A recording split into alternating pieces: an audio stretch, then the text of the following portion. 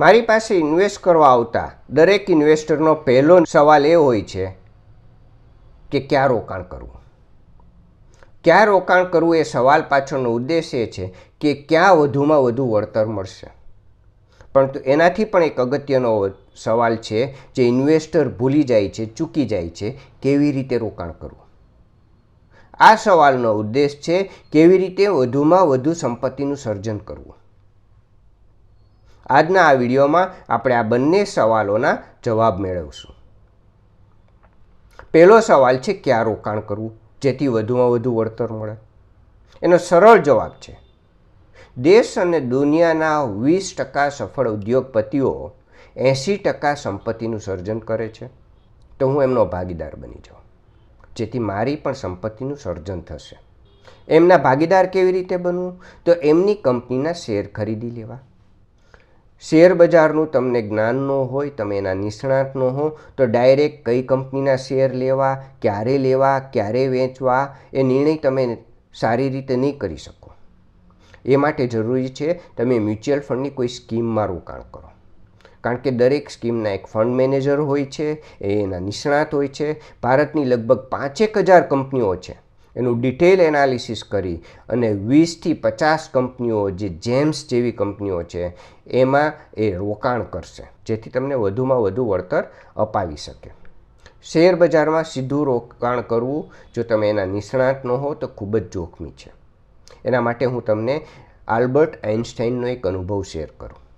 Albert Einstein પ્રખર બુદ્ધિશાળી હતા અને સફળ વૈજ્ઞાનિક પણ હતા. 1921માં એને મળેલા નોબેલ પ્રાઇઝમાં મળેલા લગભગ મોટાભાગના નાણાં એને શેર બજારમાં રોક્યા અને 1929 આવતા સુધીમાં એને રોકેલા મોટાભાગના નાણાંનું એને નુકસાન થયું. એના અનુભવ પરથી એક વાત ચોક્કસ નક્કી થઈ ગઈ. આથી આપણે ગમે તેટલા બુદ્ધિશાળી હોઈએ, આપણા ક્ષેત્રમાં ગમે એટલા સફળ હોઈએ, બીજા ક્ષેત્રોમાં જતાં પહેલાં એક ક્ષેત્રોના નિષ્ણાતોની મદદ લેવી જોઈએ. આલ્બર્ટ આઇન્સ્ટાઈને શેર બજારમાં નાણાં જરૂર ગુમાવ્યા, પરંતુ એક મેથેમેટિકલ ફોર્મ્યુલા શોધી.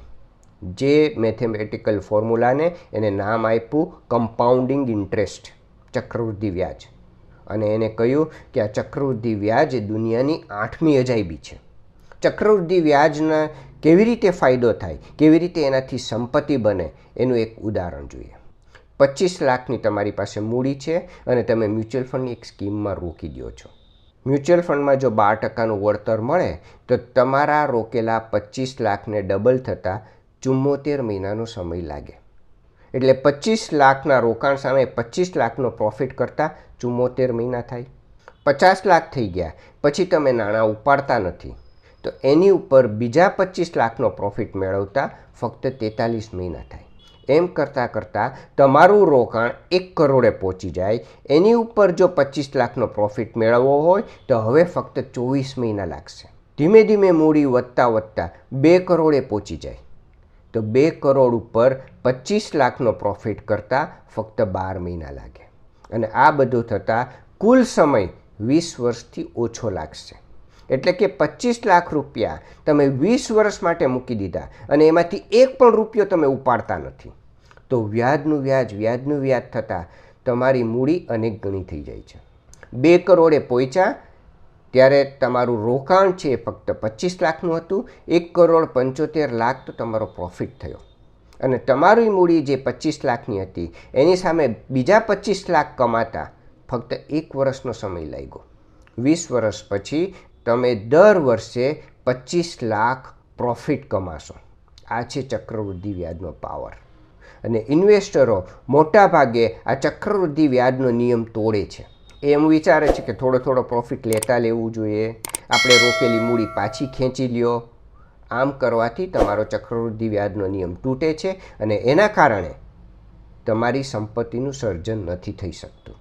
તમે 25 લાખના 50 લાખ થતાં 74 મહિના થયા અને એવું વિચારો કે હવે 25 લાખ જે મેં રોકેલા છે એ હું પાછા લઈ લઉં તો હવે તમારું રોકાણ 25 લાખ જ થઈ ગયું અને ફરીવાર એને 50 લાખ થતાં બીજા 74 મહિના લાગશે. એની બદલે જો એ નાણાં પાછા ન લીધા હોત, 50 લાખ એમને રહેવા દીધા હોત તો 50 લાખ ઉપર 25 લાખ બનતા ફક્ત 43 મહિના લાગ્યા. તો ક્યારેય પણ એક વખત નાણાં રોક્યા પછી ક્યારેય એને ઉપાડો નહીં. એટલીસ્ટ 20 વર્ષનો સમય આપો. અને 20 વર્ષનો સમય તો તમે લગભગ બાકી બધા ઇન્વેસ્ટમેન્ટમાં આપો છો. પ્રોપર્ટી હોય, ગોલ્ડ હોય, ઇવન લાઈફ ઇન્સ્યોરન્સ પોલિસી પણ તમે 20 વર્ષથી વધુના સમયની લ્યો છો. તો એક વખત મ્યુચ્યુઅલ ફંડમાં નાણાં રોકી અને 20 વર્ષનો સમય આપો. એમાંથી ક્યારેય કોઈ પ્રોફિટ ન ઉપાડો. અને 20 વર્ષ પછી રોકેલા નાણાં જેટલું જ વળતર એટલું જ પ્રોફિટ તમને દર વર્ષે મળશે. આ છે ચક્રવૃદ્ધિ વ્યાજનો પાવર. કેવી રીતે રોકાણ કરવું એ તમે સારી રીતે સમજશો તો તમારું સંપત્તિનું સર્જન વધુ સારી રીતે થશે.